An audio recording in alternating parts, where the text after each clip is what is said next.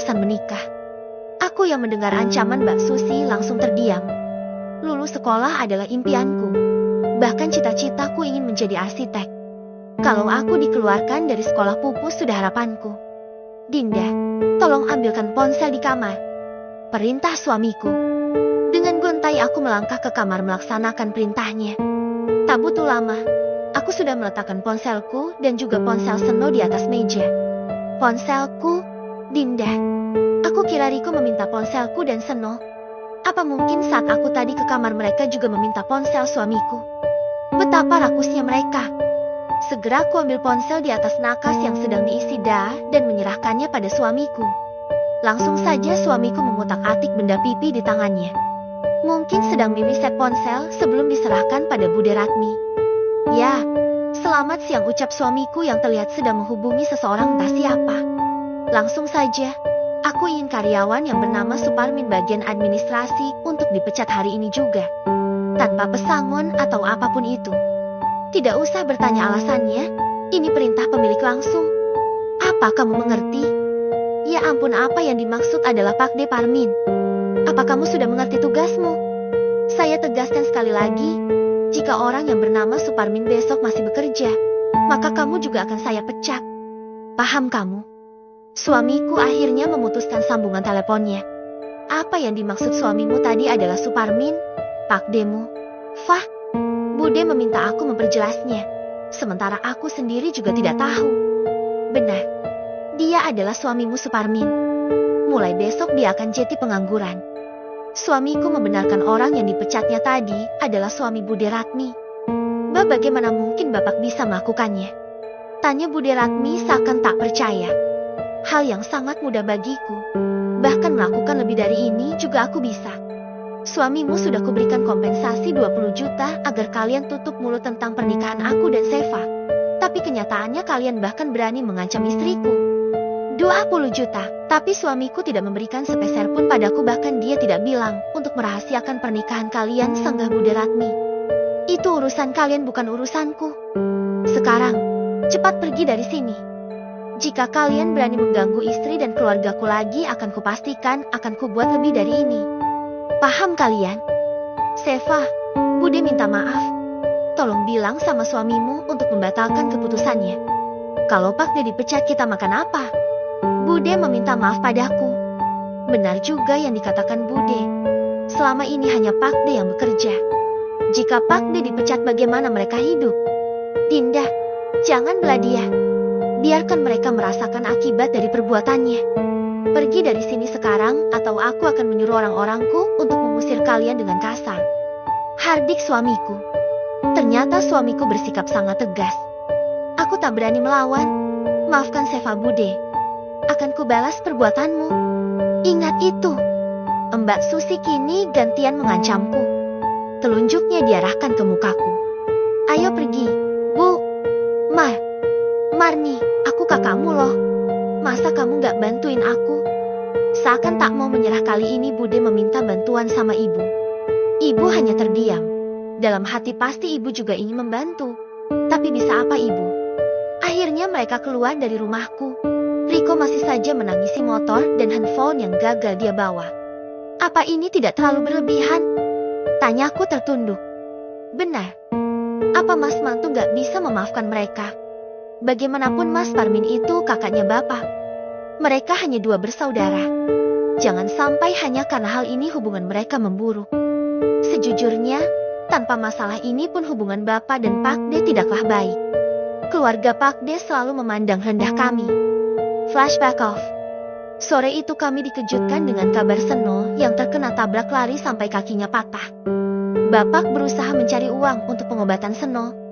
Di kota ini hanya Pak De Parmin kerabat terdekat kami, untuk itulah kami sangat berharap bantuan darinya. Bapak sampai memohon untuk diberikan bantuan operasi pemasangan pen pada kaki Seno. Tapi apa yang Bapak dapatkan sungguh sangat menyakitkan. Mereka menghina, menertawai, jika Bapak meminjam uang, dengan apa Bapak akan membayarnya? Bahkan Pak De sampai meludahi Bapak. Itu aku saksikan sendiri karena saat itu aku menemani Bapak ke rumah Pak De Parmin. Pilihan terakhir akhirnya kami meminjam pada rentenir dengan jaminan sertifikat rumah satu-satunya. Belum lagi masalah Seno selesai Bapak terkena serangan jantung. Bapak diharuskan melaksanakan operasi pemasangan ring jantung. Kata dokter biaya waktu itu sekitar 80 juta. Uang dari mana sebanyak itu? Sertifikat rumah sudah ada pada rentennya. Jangan tanya tentang kartu berobat. Kami tidak punya satupun. Aku akan membayar biaya operasi dan pengobatan adikmu. Jangan menangis lagi, ucapnya kala melihatku terduduk lemas di taman rumah sakit. Kakek siapa? Kenapa mau membantuku? Aku heran dengan orang asing yang baru pertama kali bertemu tapi mau membantuku. Namaku Bambang Hendromoyo. Orang-orangku akan mengurus semuanya, kata lelaki tua itu. Benar saja, Bapak langsung bisa melakukan operasi. Begitu juga dengan Seno bisa operasi pemasangan pen pada kakinya yang patah. Namun, masalah belum juga selesai. Entah kenapa Tuhan suka sekali memberikanku ujian. Saat pulang ke rumah sudah ada segerombolan laki-laki berpakaian seperti preman yang mengancam akan mengusirku jika tak melunasi seluruh hutang Bapak. Bertambah bingung aku saat itu. Lagi-lagi kakek di rumah sakit membantuku dengan melunasi seluruh hutang-hutang Bapak. Kenapa kakek begitu baik padaku? Padahal kita tidak saling kenal. Tanyaku penasaran. Tidak apa-apa, aku hanya tidak bisa melihatmu menangis dengan beban yang begitu berat, jawabnya. Tapi Seva tidak bisa membalas semua kebaikan kakek. Seva tidak punya apa-apa. Sebenarnya aku punya satu keinginan yang sampai saat ini belum terlaksana. Apa itu? Kalau Seva bisa bantu, apapun akan Seva lakukan untuk membalas semua kebaikan kakek. Aku ragu kamu mau melakukannya. Seva pasti mau, asal Seva bisa. Aku ingin anak laki-laki. Jika kamu mau, aku akan menikahimu, dan tentu saja aku akan menanggung seluruh biaya kehidupan orang tuamu juga adikmu. Aku pastikan masa depan adikmu akan bagus, baik dari materi maupun pendidikannya. Bagaimana? Apa kamu mau? Seva ingin terus kuliah. Cita-cita Seva masih belum tercapai. Jika Seva menikah dengan kakek, Seva harus kehilangan masa depan. Tidak, aku tidak akan melarangmu untuk kuliah, bahkan kamu bisa kuliah jurusan apapun yang kamu mau. Aku tanggung semua biayanya. Aku beri waktu 3 hari untuk memikirkannya. Jangan lupa beritahu orang tuamu tentang hal ini. 3 hari berlalu, aku tidak bilang sama Bapak tapi aku buat keputusan sendiri. Aku menyanggupi keinginan kakek itu, dengan syarat untuk tidak memaksaku, tapi tunggu aku siap untuk memberikan anak padanya. Dia menyanggupinya. Tapi pernikahan harus secepatnya agar lebih mengenal lebih dekat. Bapak yang mengetahui saat malam perkenalan sekaligus penentuan tanggal pernikahan yang hanya berjarak 1 minggu tak bisa menolak keputusanku. Malam itu Bapak, Ibu, Seno juga aku menangis bersama. Bapak terus saja meminta maaf kepadaku. Bagiku ini semua bukan kesalahan Bapak. Ini tanda baktiku untuk keluarga. Seva janji akan aku buat Bapak. Ibu juga Seno bahagia. Apapun caranya. Flashback on. Dinda, bisakah Dinda kerokin punggung Kanda? Sepertinya Kanda masuk angin. Pintanya malam itu. Kerokan? Artinya suamiku nanti melepas bajunya. Bagaimana ini? Apa aku minta ibu saja ya? Iya benar ibu saja. Sebentar, aku ke dapur dulu. Aku yang tadinya sedang belajar langsung menutup bukuku. Sebenarnya aku bukan mau ke dapur, tapi aku mencari ibu. Bu, bisa kesini sebentar? Pintaku pada ibu. Ibu ternyata ada di kamarnya sedang ngobrol sama Bapak. Ada apa? Sudah malam kenapa belum tidur? Tanya ibu. Suamiku minta dikerokin, katanya masuk angin, tapi ibu aja ya yang kerokin. Kok ibu? Istrinya kan kamu, masa ibu yang kerokin? Lucu kamu. Ibu menolak permintaanku secara tegas. Nih, pakai ini buat kerokin. Diserahkannya koin 1000-an serta balsem pada tanganku. Kok pakai koin, Bu? Lah ya pakai koin, masa ya pakai sekop. Udah sana masuk kamar kerokin suamimu. Ibu ngantuk. Ya, ibu malah ngantuk. Kutimang koin dalam genggaman, lalu aku menuju tempat peraduan. Isi peraduan singa kali. Masuk ke kamar, suamiku sudah melepas bajunya dan menyandarkan tubuhnya pada ranjang. Aku mendekati dan mulai naik ranjang. Tanpa dikomando, suamiku langsung memunggungiku. Tanganku bergetar saat akan mengoleskan balsem pada kulitnya. Jangan-jangan nanti gosong kalau kebanyakan. Ku oleskan sedikit saja dengan bentuk memanjang. Ini kulit udah keriput. Kalau pakai koin persis kain kusut yang mau disetrika bisa dijembreng.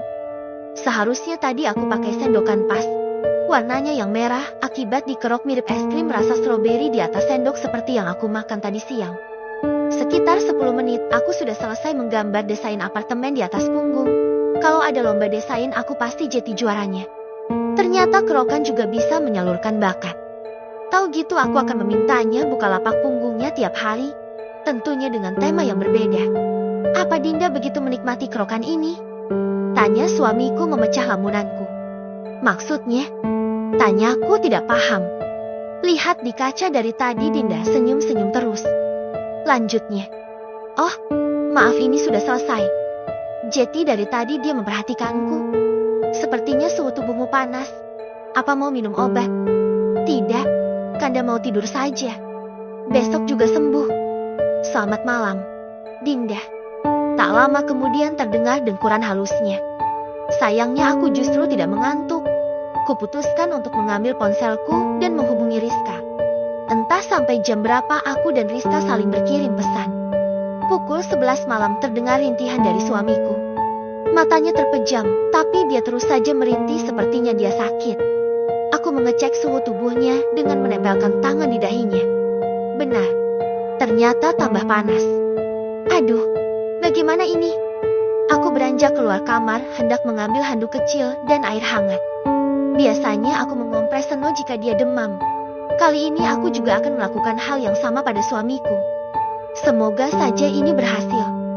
Aku mulai menempelkan handuk yang telah aku masukkan ke air hangat, kemudian memerasnya ke dahinya. Kuulangi terus entah sampai jam berapa. Aku terbangun ketika mendengar suara azan. Tumben, biasanya suamiku rajin bangun sebelum subuh, kenapa ini belum? Kuperhatikan dengan seksama. Matanya masih terpejam, dan tidak ada pergerakan naik turun pada dadanya layaknya orang yang bernafas. Apa jangan-jangan? Aku mendekatinya. Kutempelkan telingaku di dadanya. Kanda masih hidup. Aku terlonjak kaget mendengar suara itu. Ada rasa lega, ada juga rasa malu. Aku mau mandi dan wudhu dulu. Ucapku cepat. Kugunakan jurus berlari tanpa bayangan agar secepatnya keluar dari kamar ini. Kamu ngantuk? Fah, dari tadi aku lihat kamu nguap terus. Muka kamu juga kusut banget. Tanya Rizka saat di kampus. Hei, entah semalam aku hanya tidur berapa jam. Jawabku lesu. Kenapa? Itu karena suamiku. Lirih aku menjawabnya agar tak ada yang mendengar. Hah? Apa jangan-jangan kamu lembur sama suamimu? Rizka mulai berpikiran kotor padaku. Tentu saja benar. Kamu mau tahu rasanya? Ku kerjai saja dia sekalian biar otaknya sekalian traveling. Rizka menganggukkan kepalanya sambil tersenyum. Rasanya itu, ngantuk woi. Dikira aku ngapain? Aku lembur ngompres dia yang semalam demam. Punya otak kok pikirannya ngeres terus. Butuh sapu sekalian pel tuh otakmu. Buruan pulang. Aku mau tidur siang. Ku sambar tas yang tergeletak di meja dan berjalan meninggalkan Rizka. Fah, tunggu dang. Rizka berteriak meminta aku menunggunya. Tak kugubris teriakannya, segera aku berlari menuju parkiran.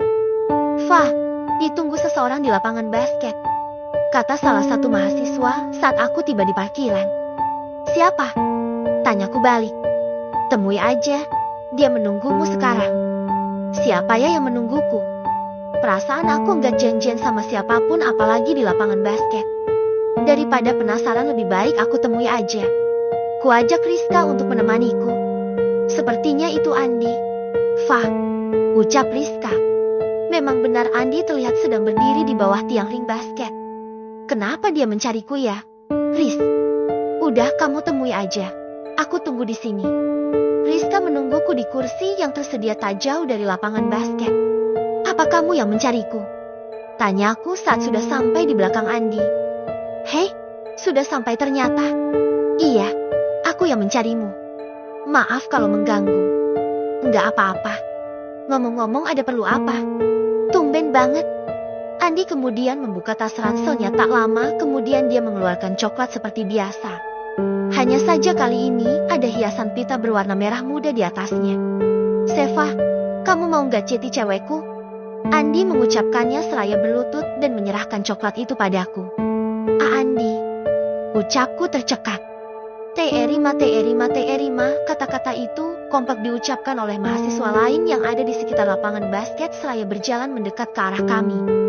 Sementara di arah lain dapat aku lihat sepasang mata sedang memandang tajam penuh amarah ke arahku. Diam Mbak Susi,